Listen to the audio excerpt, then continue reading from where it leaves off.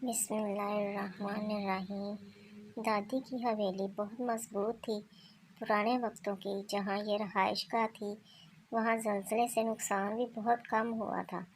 امی ابو کے سوا باقی سب لوگ سلامت تھے۔ شاید انہوں نے مجھے ڈھونڈا ہوگا یا والدین کی وفات کی تصدیق پر ان کا خیال ہوگا کہ میں بھی زلزلے کی نظر ہو چکی ہوں۔ خدا جانے، لیکن اب میرا ان کے ساتھ کوئی رابطہ نہ تھا، جس کی وجہ یہ تھی کہ دادی کی حویلی سے تایا نقل مکانی کر کے لاہور چلے گئے تھے اور ان کا رابطہ ہمارے ساتھ نہیں ہو پایا تھا۔ لندن آئے ہوئے مجھے 10 سال ہو چکے تھے۔ انکل اب کافی بوڑھے ہو گئے تھے۔ وہ بیمار ہو گئے تو میں اور زیادہ دکھی رہنے لگی، کیونکہ سفید بالوں اور سفید رنگت والا یہ فرشتہ صورت آدمی میرے لیے ابو جیسا ہی مہربان تھا، جس نے میرا بے حد خیال رکھا تھا۔ اور آنٹی بھی کچھ کم محبت نہ کرتی تھی۔ یہ دونوں نہ ہوتے تو شاید میں مر جاتی۔ ان لوگوں نے کبھی اپنے عزیزوں کے بارے میں نہیں بتایا۔ مجھ سے آپ بچھڑنا نہیں چاہتے تھے۔ انہوں نے بعد میں میرے تایا کو بھی ڈھونڈنے کی کوشش کی۔ ان کے خیال میں سبھی مر چکے تھے۔ انکل جب زیادہ بیمار تھے انہوں نے میری شادی اپنے دوست کے بیٹے آصف سے کر دی۔ یہ لوگ اکثر انکل کے گھر آتے تھے۔ آصف نے مجھے دیکھا، پسند کیا اور مجھ سے شادی کی خواہش کا اظہار اپنے والدین سے کیا۔ یوں مجھے ایک اچھا جیون ساتھی ملا۔ میری شادی کے 1 سال بعد انکل کی وفات ہو گئی۔ ایک بار پھر مجھے اسی صدمے سے گزرنا پڑا جو والدین کی وفات کی خبر سن کر ہوا تھا۔ ایک دن مجھے اداس دیکھ کر آصف نے کہا، میں تمہیں پاکستان لیے چلتا ہوں، وہاں تم اپنے گھر کو دیکھنا اور اپنے رشتہ داروں کے بارے میں معلومات حاصل کرنا۔ کیا خبر وہ زندہ ہوں؟ اس کی یہ تسلی میرے لیے نئی زندگی کی امید بن گئی۔ میں نے 6 ماہ اور انتظار کیا۔ بالآخر ہم نے پاکستان کی سرزمین پر قدم رکھ دیا۔ یہاں آنے پر اداس بھی تھی اور خوش بھی کہ چوکیدار نے تایا اور ان کے گھر والوں کا پتہ بتا دیا تھا۔ ہم حویلی سے نکل کر لاہور آئے۔ آصف کے رشتہ دار بھی اسی شہر میں رہتے تھے، لیکن وہ پہلے مجھے تایا کے گھر لے آئے۔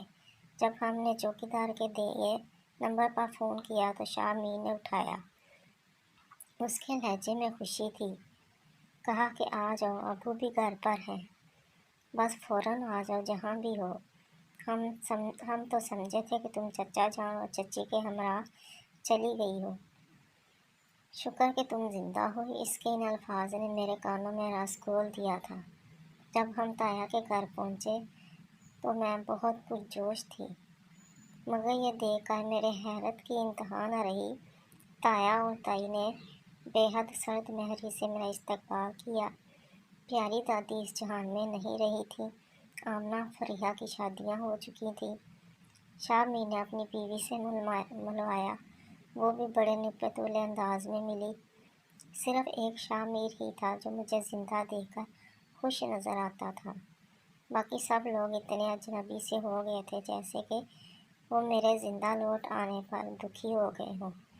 میں اپنوں کا یہ رویہ دیکھ کر حیران رہ گئی۔ میں تو سمجھی تھی کہ وہ دوڑ کر گلے لگائیں گے اور خوشی کا اظہار کریں گے۔ تائی نے کہا، آج دوپہر کا کھانا کھا کر جانا، شام سے پہلے نہیں جانے دوں گی۔ دل نے جھرجھری سی لی۔ یہ کیا کہہ رہی ہیں؟ ہم تو کچھ دن کے لیے یہاں رہنے آئے تھے کہ یہ میرے اپنوں کا گھر تھا، میرا میکہ تھا۔ ابو امی نہ رہے تو کیا ہوا؟ تایا بھی تو ماں باپ جیسے ہوتے ہیں۔ ابھی میں حیرت تائی کو دیکھ رہی تھی کہ تایا نے بیوی کو گرکا، ارے بھائی لندن سے وہ بھی چند دنوں کے لیے آئے ہیں، انہیں 100 کام ہوں گے، اوروں سے بھی ملنا ہوگا، ہمارے گھر رہنے تھوڑی آئے ہیں۔ احمق ہو تم بھی۔ پھر مجھ سے مخاطب ہوئے، بیٹا اگر جانا ہے تو ہماری طرف سے کوئی اڑچن نہیں ہے، جب فراغت ملے پھر آ جانا یا فون کر دینا، جہاں ٹھہرے ہوگے میں ملنے آ جاؤں گا۔ میرا دل جو اتنے برس سے ان لوگوں سے ملنے کو تڑپ رہا تھا، دھڑکنا بھول گیا۔ آصف نے کہا، تایا جی آپ فکر نہ کریں، یہاں میرے رشتہ دار بھی ہیں، ہم وہاں ٹھہر جائیں گے۔ شاہ میر نے محسوس کیا کہ اس کے والدین نے میرے ساتھ اچھا برتاؤ نہیں کیا، مگر وہ چپ تھا، شاید اپنی بیوی کی وجہ سے جو تیوری چڑھائے بیٹھی تھی۔ मुलाजिम ने चाय ला कर रखी, मुझसे नहीं पी गई। आसफ ने भी कह दिया, अंकल मैं चाय नहीं पीता। हम चलने को हुए तो ताई ने बेजान आवाज़ में कहा, बेटा कभी कभी लंदन से फ़ोन करती रहा करो।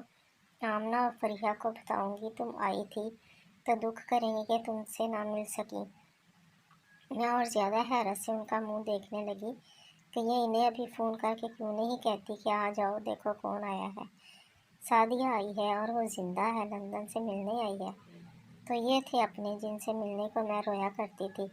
आसफ से शर्मिंदगी महसूस हो रही थी, जिससे कहा करती थी कि दुआ करो मेरे अपने ज़िंदा हों और मुझे मिल जाएं। मैं बहुत दिन इनके पास रहूँगी। हम ताया के घर से निकले तो मुझे तवज्जुह देकर मेरे शौहर ने कहा, रंज मत करो, शुक्र करो कि ये लोग ज़िंदा हैं, ज़लज़ले में नहीं चले गए। तभी मेरे दिल ने कहा, कहाँ ज़िंदा हैं, जब तक इनसे नहीं मिली थी ज़िंदा थे मेरे दिल में, मगर अब ज़िंदा मिल गए हैं तो लगता है कि मेरा दिल भी दादी की हवेली की तरह खाली और वीरान हो गया है। चौकीदार का शाम को फ़ोन आ गया, बोला बीबी आप गए थे अपने ताया के घर, मगर दोबारा नहीं जाना। उन्होंने मुझे बहुत डांटा है और कहा कि पता और फ़ोन नंबर आपको क्यों दिया? आपका जायदाद में हिस्सा है ना, उन्हें डर है कि आप अपना लेने आई हो, हिस्सा लेने आई हो। मैंने कहा, बाबा इनसे कहना कि मुझे अपना हिस्सा नहीं लेना, इत्मीनान रखे, मैं तो सिर्फ मिलने आई थी।